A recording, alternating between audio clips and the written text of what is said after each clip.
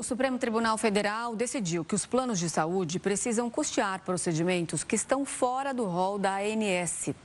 O rol é uma relação de tratamentos que as empresas são obrigadas por lei a cobrir. Os magistrados impuseram as seguintes condições para que o paciente tenha direito a terapias que não estão nessa lista. Deve haver prescrição médica, o tratamento tem que ser a única alternativa adequada para a condição do paciente, sua eficácia e segurança precisam ser comprovadas e ele deve estar registrado na ANS, que não pode ter expedido negativa expressa para incluí-lo no rol. Todos os 11 ministros votaram a favor da cobertura, apesar de discordâncias em relação a qual órgão caberia a definição desses parâmetros. Para tirar nossas dúvidas sobre essas regras, a gente vai conversar agora com a especialista em Direito à Saúde, Thaís Quechichian, sócia do Vilhena Silva Advogados. Thaís, uma boa noite, obrigado pela participação aqui conosco. O que muda no final das contas? De fato, é um avanço na legislação? Boa noite, Gustavo. Boa noite, Renata.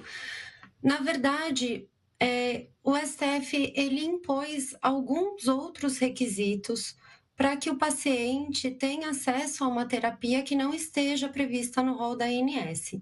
Então, não tem uma mudança drástica, mas o beneficiário vai ter que passar por mais algumas etapas para ter acesso ao tratamento que não esteja previsto no rol da ANS.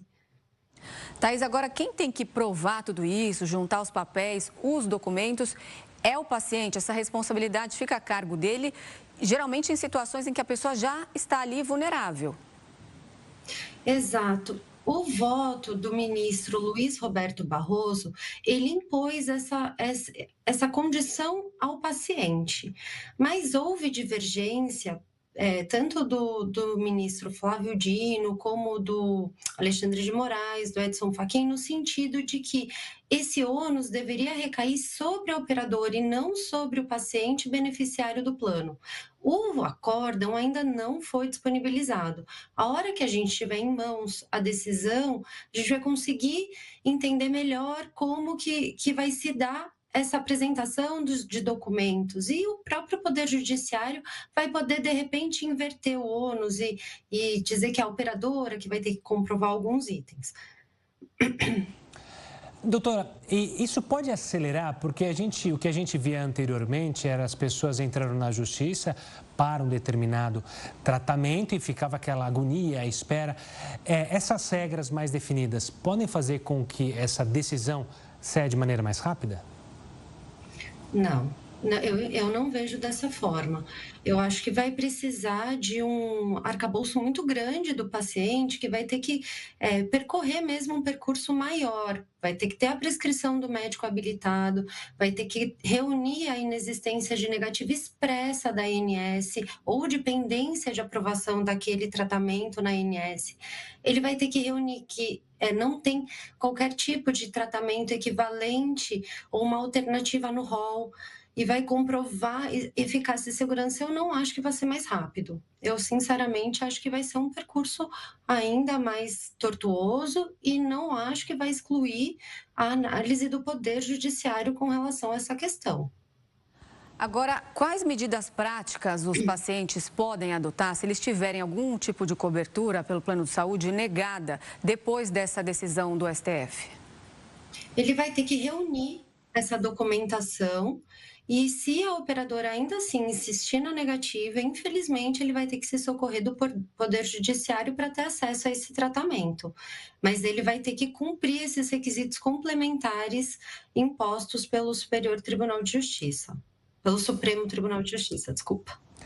Ou seja, no final, essa medida pode auxiliar mais as operadoras do que o consumidor?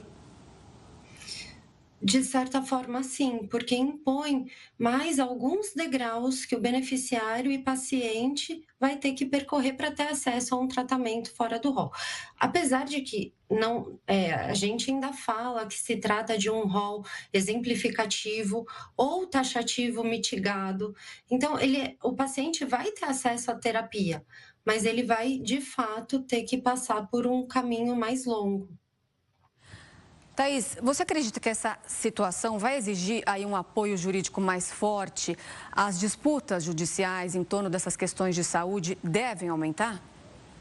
Vai. Ele vai impor ao advogado que vai trabalhar nessa causa uma expertise maior, porque ele vai ter que reunir essa documentação para mostrar, juntamente com o médico habilitado, que vai prescrever o tratamento, para mostrar para o Poder Judiciário que é um tratamento necessário e que não há alternativa no rol. Então, de fato, vai ser um trabalho em conjunto com o médico e com o advogado.